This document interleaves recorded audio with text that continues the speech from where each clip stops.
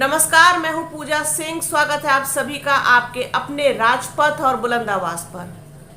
दोस्तों, 2024 में लोकसभा चुनाव के लिए सभी लोगों का यानी कि जितना भी विपक्ष है उसका एक ही एजेंडा है।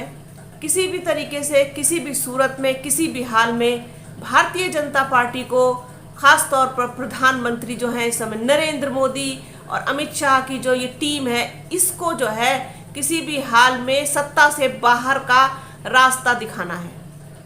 राहुल गांधी प्रधानमंत्री पद की दावेदारी के लिए मना कर चुके हैं, साथ ही कांग्रेस के लिए भी मना कर चुके हैं कि कांग्रेस और वो खुद किसी भी पद के लिए वो इच्छुक नहीं है, उनकी कोई दावेदारी नहीं है। सारा विपक्ष इकट्ठा हो और जिन हाथों में देश है फिलहाल, उन हाथों से देश को आज़ाद कराया जाए, मुक्ति दिलाई जाए।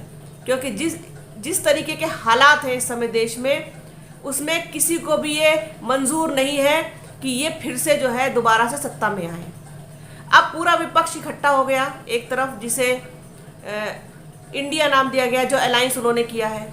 अभी उसमें एक मेन चेहरा, मेन फिगर जो है वो आना बाकी है। अभी वो क्यों नहीं आ रहा है, क्या देरी हो रही है, क्यों देरी हो रही है, उसके पीछे कारण क्या है, वो भी समय के साथ साथ खुलते जाएंगे। और वो नाम है बसपा सुप्रीमो मायावती का। अभी तक उस अलायंस में बसपा सुप्रीमो मायावती की एंट्री नहीं हुई है। अब सवाल ये उठता है कि क्या बिना मायावती के अलायंस कामयाब हो पाएगा?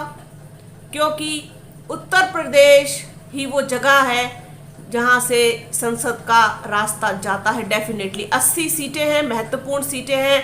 और उत्तर प्रदेश का गणित जिस तरीके का है, जातीय समीकरण का और उपजातीय समीकरण का और तमाम चीज़ें हैं जो उत्तर प्रदेश के समीकरण को बहुत अलग बनाती है दूसरे राज्यों के मुकाबले। इसीलिए सबकी नज़र जो है वो उत्तर प्रदेश पर ही लगी रहती है, क्या कुछ होगा। तो यहाँ जो है मायावती के बिना आप जो है किस तरीके से इसको जीत पाएंगे, किस तरीके से बीजेपी के गढ़ में सेंध लगा पाएंगे और बीजेपी को किस तरीके से बाहर का रास्ता दिखा पाएंगे, ये सारे सवाल हैं और बहुत सारे सवाल हैं। लेकिन जब तक इस अलायंस में बसपा सुप्रीमो मायावती की एंट्री नहीं होती, तब तक उनका ये लक्ष्य जो है मुझे नामुमकिन सा दिखाई देता है पूरा होता हुआ। अगर बात करें बसपा सुप्रीमो मायावती की, तो अभी तक भी उन्होंने कोई ऐलान नहीं किया है, कोई संकेत नहीं दिया है कि वो विपक्ष वाले अलायंस में जा रही हैं या नहीं जा रही हैं या तीसरा मोर्चा बनाएंगी।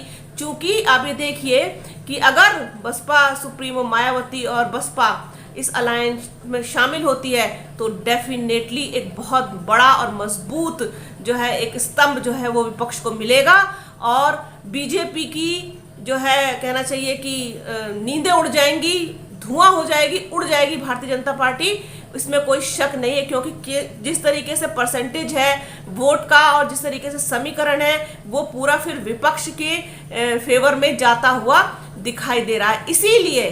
इसीलिए ये जो भारतीय जनता पार्टी की टीम है, ये आए दिन इस बात की चर्चा जो है वो अपनी गोदी मीडिया से कराती रहती है कि बसपा सुप्रीमो मायावती वो बीजेपी में शामिल हो रही हैं, बीजेपी में शामिल हो सकती हैं और बीजेपी के साथ जा सकती हैं। इस तरीके की तमाम अफवाहें, तमाम चर्चाएं प्रिंट मीडिया से लेकर के इलेक्ट्रॉनिक मीडिया तक डेली आपको सुनने को मिल जाएंगी, जबकि अभी तक भी ऐसा कुछ भी नहीं है। आप ही देखिए जिस तरीके से वो अपनी बैठकों में, अपनी मीटिंग में बीजेपी को घेरती हुई आ रही हैं, उस पर सवाल उठाती हुई आ रही हैं और तमाम चीज़ें हो रही है। तो क्या आपको लगता है कि वो भारतीय जनता पार्टी के साथ जाएंगी? मुझे ऐसा कुछ भी होता हुआ दिखाई नहीं दे रहा है, क्योंकि अभी तक उन्होंने किसी के साथ भी जाने का कोई ऐलान नहीं किया है, कोई उन्होंने उसकी आधिकारिक जो है वो घोषणा नहीं की है।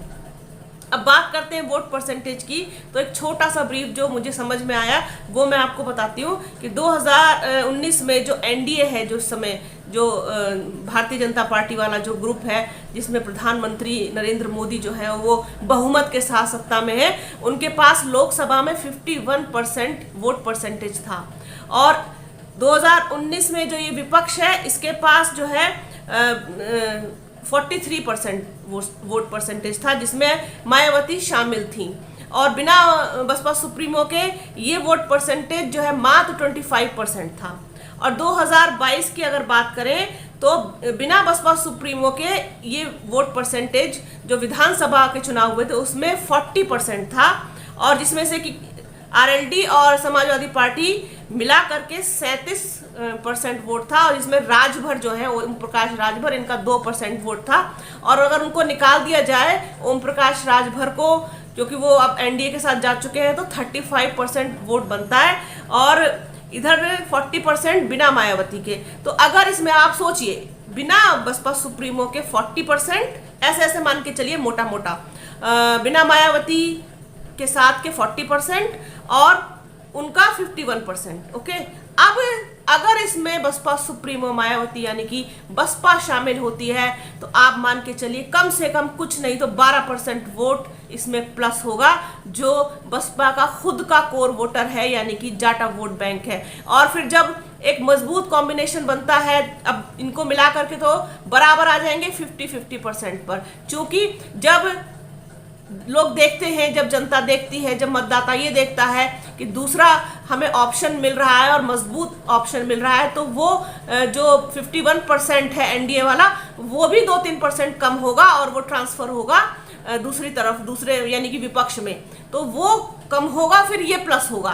तो 50-50 पर बराबर जो है वो इस समय मामला चल रहा है। और जिस तरीके से बसपा का अपना खुद का वोट बैंक है, तो उससे ये उम्मीद की जा सकती है कि ये जो विपक्ष वाला कॉम्बिनेशन है बहुत मजबूत कॉम्बिनेशन बनेगा, और बिना मायावती के, बिना बसपा के ये जीत जो है मुझे लगभग जो है इनकी असंभव सी लगती है। इसीलिए शायद ये वेट कर रहे हैं, शायद बसपा सुप्रीमो भी वेट कर रही है इस चीज़ का कि अलायंस में वो कब शामिल होंगी, और अलायंस भी कब उनको दावत देता है इसमें शामिल होने की, ये आने वाले समय में आपको पता चल जाएगा। क्योंकि बिना देखिए अलायंस किए हुए चीज़ों को देखिए समझने का भी प्रयास करना चाहिए। बिना अलायंस किए हुए फिलहाल जो है वो बसपा भी स्टैंड करने की जो है पोजीशन में नहीं है, उसको अलायंस में जाना चाहिए और जाना ही पड़ेगा, तभी उसका जो अस्तित्व है वो बचा रह पाएगा।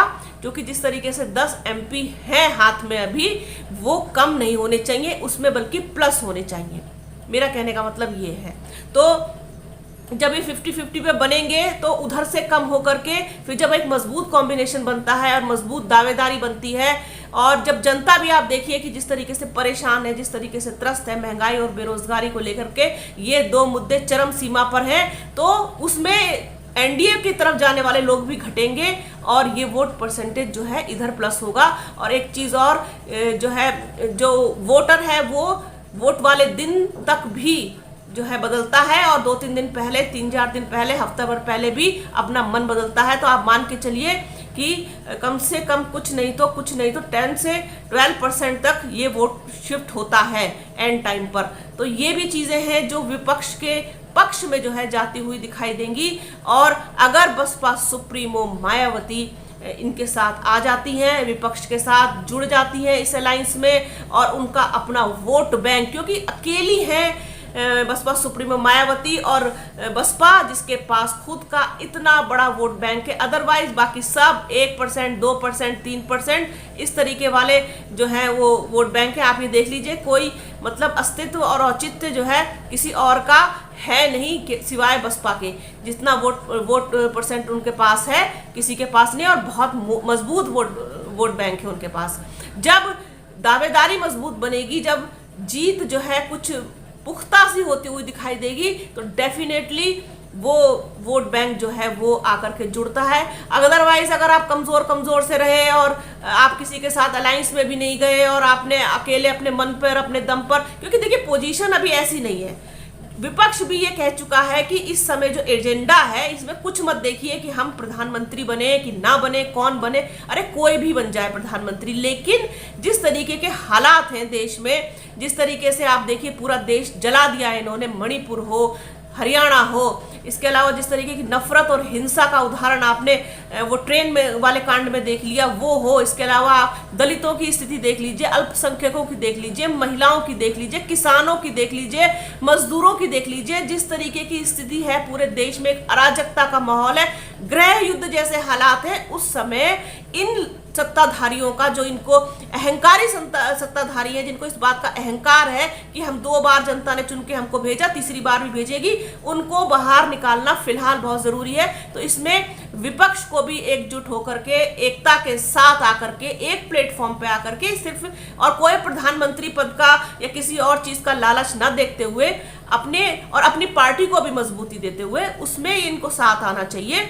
और तभी ये पॉसिबल है कि इनको जो है बाहर का रास्ता दिखाया जा सकता है। और अदरवाइज आप ये देखिए, अगर आप सब कुछ अकेले से करेंगे तो जो आपका खुद का वोटर है वो भी छिटकेगा, तो वोट परसेंटेज जो है आपका भी कम हो जाएगा और आपका वोट बैंक भी खिसक जाएगा। ये बात बिल्कुल तय, जिस तरीके से होता हुआ आया है इसको हम नजरअंदाज नहीं कर सकते, वरना 14-15% जो है वो बसपा का वोट बैंक है, अच्छा खासा मजबूत, वो खिसक के जो है 11 और 12% पे आ गया। कैसे? इसी वजह से कि वोट बैंक जो है वो ट्रांसफर हुआ भारतीय जनता पार्टी की तरफ। इसमें कोई शक नहीं है और कोई दो राय नहीं है। सिर्फ जो जाटव है वही टिके रहे और नॉन जाटव जो एससी है वो शिफ्ट हो गया भारतीय जनता पार्टी में। ये बिल्कुल तय बात है और बिल्कुल मतलब समझ लीजिए सच बात है। तो इन सबको बचाने के लिए, इन सबको रोकने के लिए और अपना वोट परसेंटेज, वोट बैंक बढ़ाने के लिए और विपक्ष को मजबूती देने के लिए, अगर आप वास्तव में चाहते हैं कि देश सुरक्षित हाथों में रहे और कम से कम जो ये इस तरीके के हालात हैं उनसे आज़ादी मिले, मुक्ति मिले, तो इनको मजबूत होना ही पड़ेगा। और ये मुमकिन तभी होगा जब बसपा सुप्रीमो जो है वो इंडिया वाले अलायंस के साथ जाएंगी और एक जो बड़ा वोट बैंक है वो उसके साथ जाएगा। तो ये एक चीज़ जो है, एक छोटा सा एनालिसिस मेरे जहन में आया था, सोचा आप लोगों के साथ इसको साझा करूं। बने रहिए राजपथ और बुलंद आवाज़ के साथ, इसी तरीके की और तमाम जानकारियां आपको देते रहेंगे। हमारे चैनल को लाइक कीजिए, शेयर कीजिए, सब्सक्राइब कीजिए, बेल आइकन जरूर दबाइएगा। अपना और अपनों का बहुत ख्याल रखिए। जल्द मिलूंगी आपसे एक नए वीडियो में, एक नए मुद्दे के साथ, एक नई चर्चा में। तब तक के लिए जय हिंद।